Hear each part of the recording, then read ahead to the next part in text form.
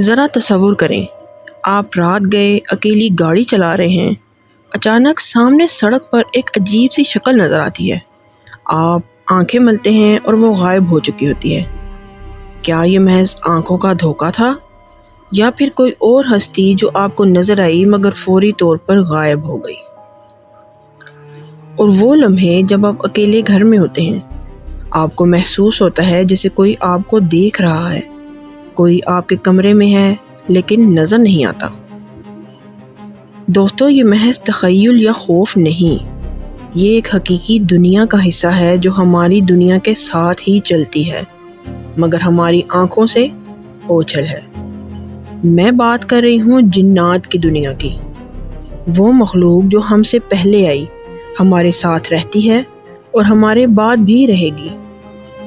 آج کی اس ویڈیو میں ہم اس پراسرار دنیا کے ہر پہلو کو تفصیل سے کھولیں گے۔ ریئل کیا آپ جانتے ہیں چینل میں آپ کا دل سے خوش آمدید۔ یہاں ہم آپ کو حقیقت پر مبنی، تحقیق شدہ اور حیرت انگیز معلومات دیتے ہیں۔ اگر آپ کو ایسے راز جاننے کا شوق ہے جو آپ نہیں جانتے تو سبسکرائب کا بٹن ابھی دبائیں اور بیل آئیکن ضرور پریس کیجیے گا تاکہ آپ بھی فوری طور پر وہ جان سکیں جو آپ نہیں جانتے۔ جنات کی تخلیق کا راز قرآن پاک میں صاف بیان ہوا ہے۔ سورہ رحمان آیت نمبر 15 میں ارشاد ہے، اور اس نے جنات کو آگ کے شعلے سے پیدا کیا۔ لیکن کیا آپ جانتے ہیں کہ مارج کیا ہے؟ عربی زبان میں مارج سے مراد آگ کا وہ حصہ جو بغیر دھوئیں کے شعلہ زن ہو، یعنی بالکل خالص، تیز اور چمکدار آگ۔ یہ وہ آگ ہے جو انسان کے عام تجربے سے بالا تر ہے۔ حدیث شریف میں آتا ہے کہ جنات کی تخلیق انسانوں سے 2000 سال پہلے ہوئی۔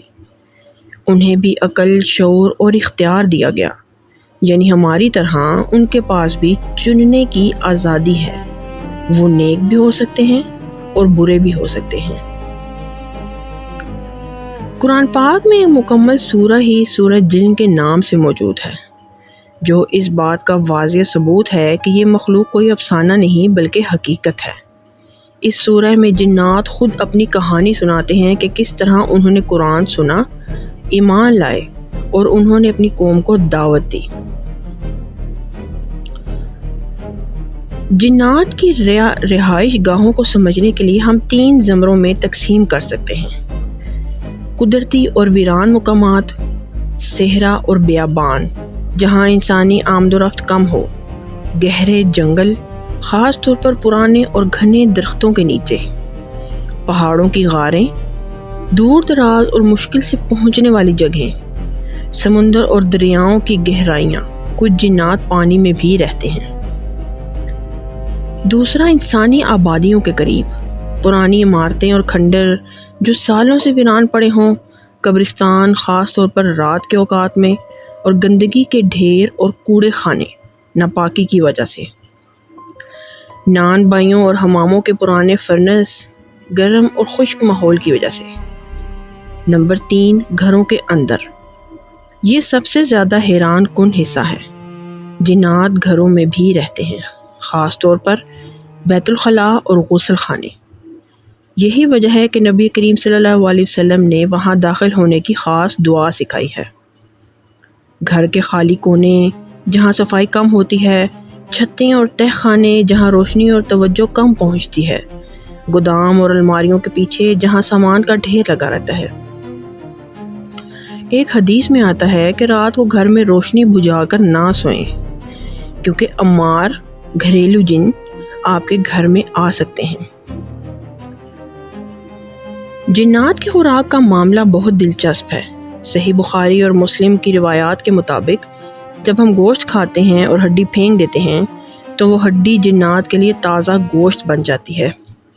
نبی کریم صلی اللہ علیہ وسلم نے فرمایا، تم اپنے برتنوں کو ڈھانپ کر رکھو اور ہڈیوں پر اللہ کا نام لے کر انہیں جنات کے لیے چھوڑ دو، لیکن شرط یہ ہے کہ ہڈی پر اللہ کا نام لیا گیا ہو۔ اگر نام نہ لیا جائے تو وہ ہڈی جنات کے لیے حرام ہو جاتی ہے۔ گوبر اور الروس، جانوروں کا گوبر جنات کے مویشیوں یعنی جانوروں کا چارہ بنتا ہے۔ جی ہاں، جنات کے بھی اپنے جانور ہوتے ہیں جنہیں وہ پالتے ہیں اور ان کا گوبر چارے کے طور پر استعمال کرتے ہیں۔ عام کھانے، جو کھانا بغیر بسم اللہ کے کھایا جائے اس میں شیطان شریک ہو جاتا ہے۔ پانی پینے کے برتنوں کو ڈھانپ کر رکھیں ورنہ رات میں جنات ان میں منہ ڈال سکتے ہیں۔ ایک اور اہم بات، جنات مرگی ہوئی چیزیں یعنی مری ہوئی چیز جو ہوتی ہے مردار نہیں کھاتے بلکہ انہیں تازہ اور پاک چیز چاہیے۔ جنات کا معاشرہ انسانوں سے کہیں زیادہ پیچیدہ اور وسیع ہے، آئیے اسے سمجھتے ہیں۔ جنات کے خاندان ہوتے ہیں، ان کی شادیاں ہوتی ہیں اور ان کی اولاد ہوتی ہے۔ ان کی شادیوں میں بھی دولہا، دلہن، ولیمہ اور دیگر رسمیں ہوتی ہیں۔ دلچسپ بات یہ ہے کہ انسان اور جنات کے درمیان بھی شادی کے واقعات تاریخ میں ملتے ہیں، لیکن یہ اسلامی شریعت میں ممنوع ہے۔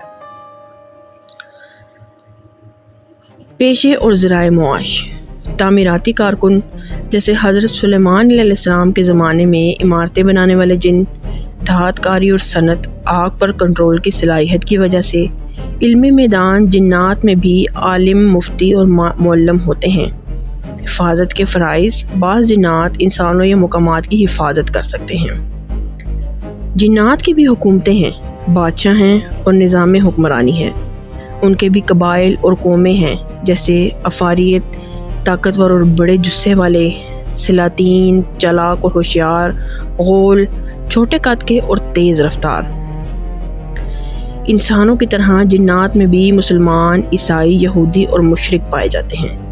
قرآن میں واضح ہے کہ کچھ جنات ایمان لائے اور انہوں نے اپنی قوم کو دعوت دی۔ جنات کے پیغمبر بھی ہوئے ہیں اور حضرت محمد صلی اللہ علیہ وسلم جنات اور انسانوں دونوں کے لیے پیغمبر بنا کر بھیجے گئے۔ جنات کی عام عمر سینکڑوں سے ہزاروں سال تک ہوتی ہے۔ بعض جنات تو حضرت آدم علیہ السلام کے زمانے سے زندہ ہیں۔ ان کی طویل عمر کی وجہ سے ان کا آگ سے بنا جسم ہے جو بوسیدگی اور بیماریوں سے نسبتاً محفوظ ہے۔ جنات روشنی کی رفتار کے قریب سفر کر سکتے ہیں۔ وہ ایک لمحے میں زمین کے ایک سرے سے دوسرے سرے تک پہنچ سکتے ہیں۔ ان میں شکل بدلنے کی صلاحیت ہے۔ وہ انسان، جانور یا کسی بھی شکل میں ظاہر ہو سکتے ہیں۔ عام طور پر کالی بلی، کتا، سانپ اور بکری کی شکل اختیار کر سکتے ہیں۔ بعض اوقات انسانی شکل میں بھی آتے ہیں لیکن ان میں عجیب خصوصیات ہوتی ہیں جیسے آنکھیں بہت چھوٹی یا بہت بڑی ہونا، آنکھوں میں جھلی ہونا، انگلیوں میں جھلی، پیروں کا الٹا ہونا۔ جنات بھی بیمار ہوتے ہیں، وہ اپنے ڈاکٹروں سے علاج کرواتے ہیں۔ بعض اوقات وہ انسانی ڈاکٹروں کے پاس انسانی شکل میں آ کر علاج کرواتے ہیں۔ ان کی بیماریوں میں سے ایک جنون ہے جو دراصل جنات کا انسان پر حملہ ہوتا ہے۔ آخر میں اہم تجاویز، گھر کی صفائی، گندگی جنات کو دعوت دیتی ہے۔ سونے سے پہلے آیت الکرسی، گھر میں داخل ہوتے وقت سلام، بیت الخلاء جانے کی دعا، اللہ کا ذکر، ہر کام بسم اللہ سے شروع کرنا، نماز کی پابندی کرنا۔ نماز انسان اور جنات کے درمیان حفاظتی دیوار ہے۔ آخری بات، جنات سے ڈرنے کی ضرورت نہیں بلکہ اللہ سے ڈرنا چاہیے۔ اگر آپ اللہ کے حکموں پر چلیں گے تو جنات آپ کا کچھ نہیں بگاڑ سکتے۔ تو یہ تھی جنات کی دنیا کی مکمل کہانی۔ امید ہے آپ کو پسند آئی ہوگی، اور اگر آپ نے ابھی تک سبسکرائب نہیں کیا اور آپ اگر نہیں جانتے وہ جو آپ جاننا چاہتے ہیں تو ابھی سبسکرائب کریں۔ کیا آپ جانتے ہیں کو۔ اللہ حافظ۔